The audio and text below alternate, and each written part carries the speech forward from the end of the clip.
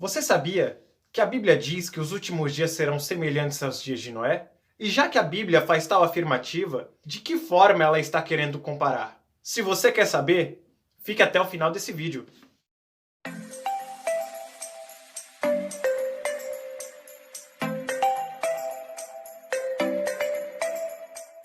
Tudo bem, pessoal? Meu nome é Alan Alexandre e esse é o canal Bereando, Entendendo as Escrituras. O propósito desse canal é falarmos acerca do conteúdo bíblico das Escrituras Sagradas, aquilo que está contido nela, e também abordarmos alguns assuntos que são pertinentes à nossa atualidade e qual que é o ponto de vista bíblico acerca desses assuntos. Se você é novo aqui no canal, seja muito bem-vindo. E se você gosta desse tipo de assunto, já se inscreve no canal e ativa o sino das notificações para que você possa ficar por dentro de tudo que nós vamos passar aqui. Sem mais delongas, pega aí a sua Bíblia, o caderno e o lápis e vamos aprender juntos.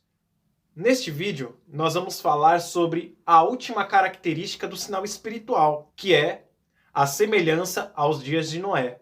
Nós já abordamos alguns assuntos dentro dessa área e falamos do avivamento, apostasia, falsas doutrinas, e agora vamos encerrar com esse.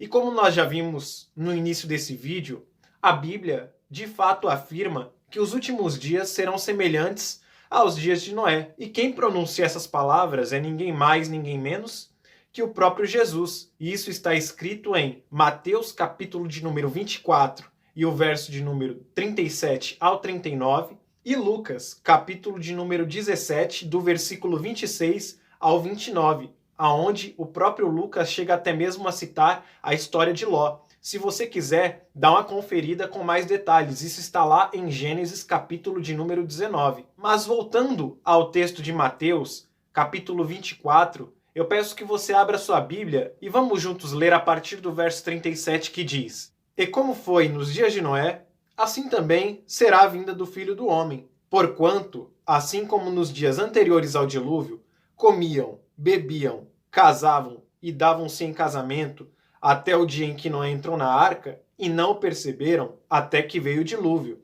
e os levou a todos. Assim será também a vinda do Filho do Homem.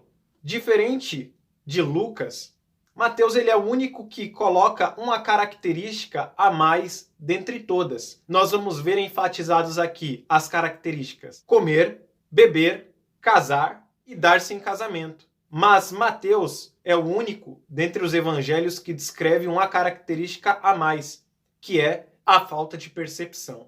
E dentro de todas essas características, o povo que foi conhecido como antediluviano vivia do dilúvio. Vamos acompanhar agora o texto de Gênesis capítulo de número 6 para melhor compreender isso. Vamos ler do verso de número 1, 2, 5, 11 e 12, que diz: E aconteceu que, como os homens começaram a multiplicar-se sobre a face da terra, e lhe nasceram filhas, viram os filhos de Deus que as filhas dos homens eram formosas, e tomaram para si mulheres de todas as que escolheram. O verso 5 diz: E viu o Senhor que a maldade do homem se multiplicara sobre a terra, e que toda a imaginação dos pensamentos do seu coração era só má continuamente. A terra, porém, estava corrompida diante da face de Deus, e encheu-se a terra de violência. E viu Deus a terra, e eis que estava corrompida, porque toda a carne havia corrompido o seu caminho sobre a terra. Podemos notar no texto de Gênesis, capítulo de número 6, as características descritas por Jesus em Mateus, capítulo de número 24, verso de número 37. A questão de Jesus falar de comer, beber, casar ou dar-se em casamento mostrava, na verdade, qual que era a prioridade das pessoas antes do dilúvio. E dentro dessas qualidades descritas por Jesus, nós vamos ver uma coisa muito interessante. As pessoas estavam simplesmente preocupadas com o seu bem-estar, com seus desejos, com seus afazeres, e além do mais, estavam enchendo a terra de violência. E isso não pareceu bem aos olhos do Senhor. Não bastando todas essas coisas, as pessoas ainda não estavam se importando com aquilo que é sacro, ou seja, com a vontade de Deus em suas vidas, de forma que desprezaram a ordem que Deus deu a Noé de construir uma arca para abrigar a todos que quisessem fugir do dilúvio.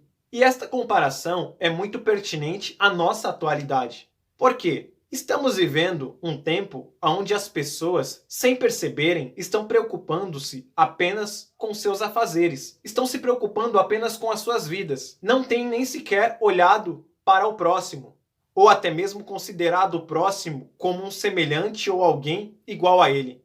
E não bastasse somente essas características, as pessoas também não estão mais preocupadas com aquilo que é de Deus.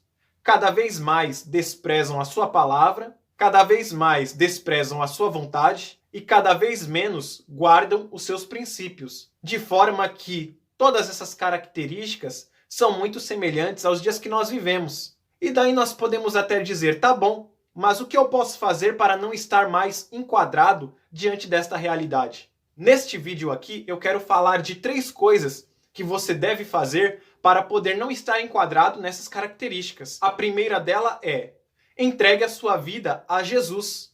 A palavra de Deus diz em Romanos, capítulo de número 8 e o versículo de número 23 o seguinte: o salário do pecado é a morte, mas o dom gratuito de Deus é a vida eterna por Cristo Jesus, nosso Senhor. Logo, é através de Cristo Jesus que nós conseguimos vencer toda a influência maligna do pecado, que nos faz desobedecer a Deus. E além disso, é através de Cristo Jesus que também nós temos acesso ao Pai, porque João, capítulo de número 14, o verso de número 6, diz o seguinte: e disse-lhe Jesus, eu sou o caminho, a verdade e a vida, e ninguém vem ao Pai senão por mim. Portanto, se você quer viver livre desta realidade, entregue a sua vida a Jesus. A segunda dica que eu quero te dar, que é muito importante de você também fazer, é ler as Escrituras, e a terceira é fugir da aparência do mal. Salmos, de número 1, vai nos ensinar uma receita muito interessante para que nós possamos ter uma vida agradável diante dos olhos de Deus. Veja o que diz o Salmos de número 1. Bem-aventurado o varão que não anda segundo o conselho dos ímpios, nem se detém no caminho dos pecadores, nem se assenta na roda dos escarnecedores. Antes tem o seu prazer na lei do Senhor, e na sua lei medita de dia e de noite, pois será como uma árvore plantada junto a ribeiros de águas, a qual dá o seu fruto na estação própria, e cujas folhas não caem, e tudo quanto faz prospera. Daqui nós entendemos que o salmista aponta essas 2 dicas na qual eu falei nesse vídeo, que é examinar as Escrituras, ou seja, meditar nelas de dia e de noite, e fugir da aparência do mal, que é não seguir o caminho de ímpios, não se assentar na roda de escarnecedores e nem de pecadores. Você pode ter certeza que dentro dessas 3 dicas que eu deixei nesse vídeo para você, você vai começar a fazer a vontade de Deus e não vai mais estar enquadrado nessa realidade que os antediluvianos estavam.